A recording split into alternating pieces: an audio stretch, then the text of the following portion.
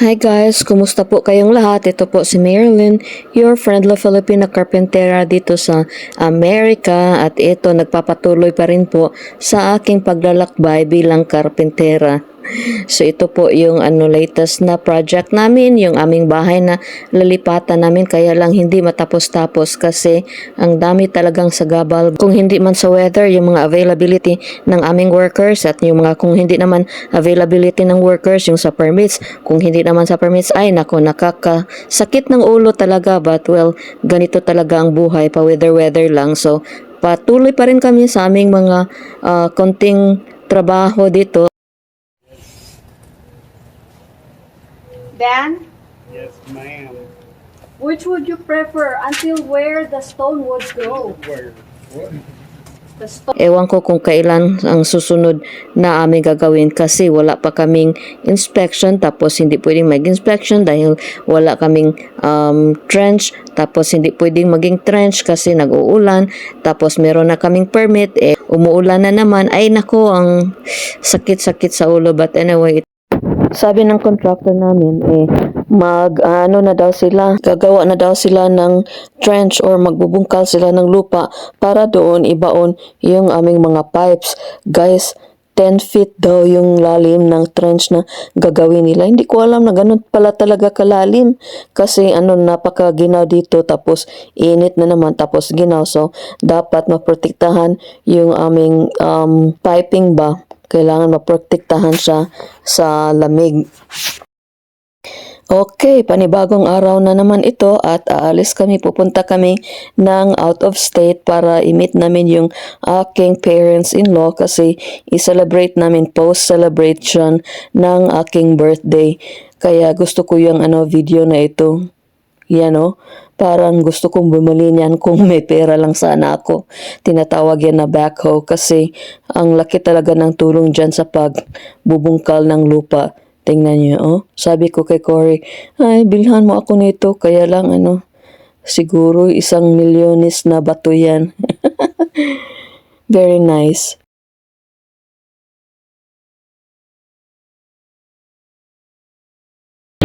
Hey guys, kumusta po kayo? This is Marilyn, your friend, La Filipina Carpentera here in America. At yan ang daming mga dumi-dumi dyan sa likod. Pasensya na po sa mga dumi dyan kasi itong car namin ay ang aming construction car.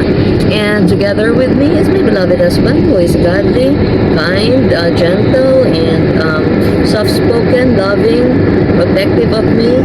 Ta-ding! Say hi, boy. Isn't he cute? Hello, good morning. Oh, see? Guys, you tell me. Because he always says, sabi niya guys na, he always says that he's ugly. Do you think he's ugly? That's what he always tells me that para daw siyang druggy. Like, sino nagsabi na parang druggy? Who says that? Who says that you're ugly? Because I'm going to give him a slivering jab on the face, okay? Huh? But anyway guys, punta kami. Itong husband ko is really loving to me. Pag nagiginaw ako sa gabi, kuha siya ng gabi ko, Borg, I'm so cold. Then he would run, kuha siya ng ng blanket. And then he said, 1 minute please. And then iinitin niya sa dryer. And then after 5 minutes, he would give me a really, really warm blanket. And then, Borg, I haven't taken my medicine yet. Like, hindi ko pa na taking medicine ko. And I said, okay, 1 minute. And then, takbo na naman siya. Pupunta siya sa kusina, kuha ng tubig. Para makatake lang ako ng medicine. Borg, I need a hug. Then, even if he's in the middle of his job in the office or in the next room, takbo talaga siya punta. And he would hug me. Boy, my stomach hurts. And then, okay, I only have coffee and bread. So that's fine. So, he would prepare coffee and bread for me. Tapos yan, hito na. I mean, where can you find a husband like that? Kaya gwapo na, gwapo na, loving pa. So, I'm really blessed. I'm blessed where it counts. Ewan ko na lang sa kanya kung na-blessed na siya. But anyway, we are on our way to meet our parents, yung parents niya, kasi mag-post celebration kami ng aking birthday. Yun. I celebrated my birthday 2 weeks ago. kind of. Tapos nakalimutan ko na kung ano yung edad ko guys kasi matanda na talaga ako. Gusto ko nang kalimutan ang no, ganun talaga guys. Pag tumatanda tayo, wala tayong magagawa eh. Ang dami ko ng uban, oh. Wala talaga tayong magagawa guys. Kaya hindi na lang tayo manuklay ba? Tingnan nyo, wala akong pasubay ba? But anyway, yeah, we have to age gracefully. We have to accept that we're getting older. So, ganun talaga ang buhay. There's a time to be born, a time to crawl, a time to walk, and a time to get old. So, but anyway, I don't think parents would be happy if I would take video of them. So, hindi ako makatake na video, guys. Kasi very private. They're really private people in the entire universe. So, anyway. See you later in my next video. Mwah.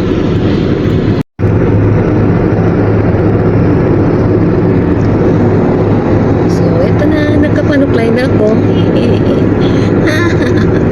Kailangan ko talagang putulin itong buhok ko. Kasi ang dami ko ng falling hairs, guys. Kung makita nyo ako sa next few videos after this, wala na akong buhok. Joke. But anyway, ito nang get up ko. Ready na akong makigmeet sa aking mga in-laws. Ang laki ng chocolate, oh. For sure, pagkatapos mo nitong kumain, diabetic yung gawas mo. Magkano ba ito? Oh, solid milk, chocolate rabbit. Oh, $525. Guys, parang ano siya. Malapit ng pamasahe papuntang Pilipinas. No, thank you. Meron akong friend na hindi ko nakita for probably almost 2 years now. Tapos pinadalhan niya ako nito. She's very thoughtful. Hindi man ako nag-ano ng gifts. Pag matanda na tayo, hindi na tayo nag-after ng gifts. Sabi ko sa mga kaibigan ko, nako, wag na kayong mag-abala kasi pag matanda na tayo, hindi na tayo celebrate. Tapos yung ibang mga kaibigan ko, nag-ano talaga sila, Marilyn, come on, mag-celebrate tayo. Sabi ko, wag na. Tapos ang pilit-pilit talaga nila. I'm just so blessed to have wonderful friends. Yung may makakausap ka pag na-homesick ka, tapos may tatakbuhan ka na, yung ano ba, hindi ka nag-i-English. Kasi palagi na lang tayong nag-i-English dito, pati pusa in-English din. Nag-nosebleed na talaga ako. But mga friends ko dito mostly are Visayan from, the Philippines, of course. Kaya, nasisiyahan ako na meron akong mapupuntahan na yung bang hindi na tayo mag-in-English tapos mag-unload tayo ng ating mga stress. Just having them in my life is really a big blessing. So, ito yung mga gifts na na-receive ko galing sa aking in-laws. Yung sweater kanina, tapos yung kitty socks, tapos ito devotional na may kitty theme. So, nagugustuhan ko talaga ito. I read like several pages already and ang ganda ng mga lessons nila. So, yan. So, mag-devotional ako. Yung spending time with our God na tayo lang tapos muni-muni lang tayo and think about God's goodness, tapos magpe-pray, tapos basa ng Bible, tapos ito yung devotional book na gagamitin ko. Ang ganda talaga. Ang ganda-ganda talaga. So, I'm blessed to have, parents-in-law na who always, walang palpak guys, kada birthday naming mag-asawa, they really spend time. Pupunta talaga sila either dito or magmi-meet kami halfway para maibigay nila yung regalo nila at saka para ma-celebrate namin yung aming mga birthdays. I mean, who does that, di ba? Guys, dito talaga ako naiyak nung binigyan ako nito ng aking mother-in-law nung binuksan ko. Oh my goodness. Cat! Pasensya na sa kalat dyan kasi itong pusa ko, pag nagwa-wild siya, inaano niya yung mga things namin, parang tinatapon niya ba, tapos nagwawala siya. Kakainis talaga. But anyway, ito na po yung binigay ng aking mother-in-law. Woot woot woo! Tapos naiyak talaga ako. I-open ko guys ha. Dito ako naiyak. Last year napaiyak din ako. Tapos ito. Happy birthday, daughter-in-law. And then God knew what this family needed. And that's why He gave us you. Oh my gosh. Sinong hindi maiiyak dyan, guys? Happy birthday, daughter-in-law. Alam ng Panginoon kung ano ang kailangan namin. Kaya binigay ka ng Panginoon sa amin. I mean, sino ba namang hindi maiiyak dyan? Nakakaiyak. Tapos ito pa, sobra na talaga akong naiyak dito. Binigyan ako ng pera. No, hindi naman pera yung ano. Walang katapat yung ano pagmamahal ng mga magulang sa pera, di ba? Sabi niya, Marilyn, so glad He brought you into our prayers, our hearts and family. I mean, hindi po ito mababayaran ng kahit anong salapi. Sabi niya, tingnan yung pusa. Kasi, naghanap yan ng ama niya. Whoop! There.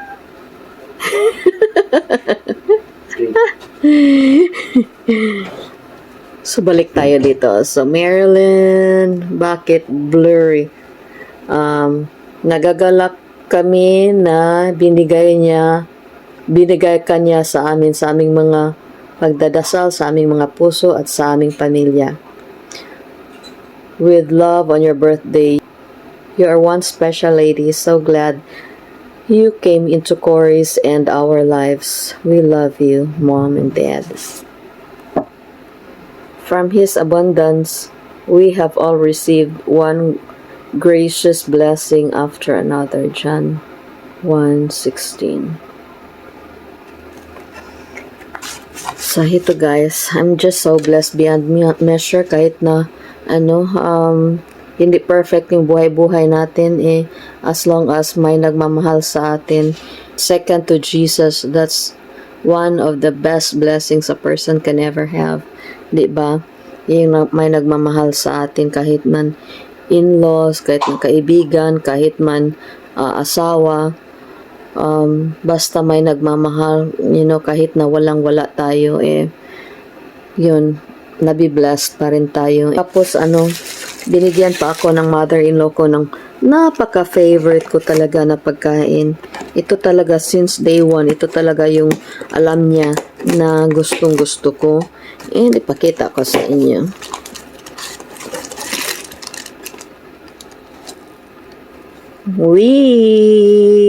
That is sugar cookies.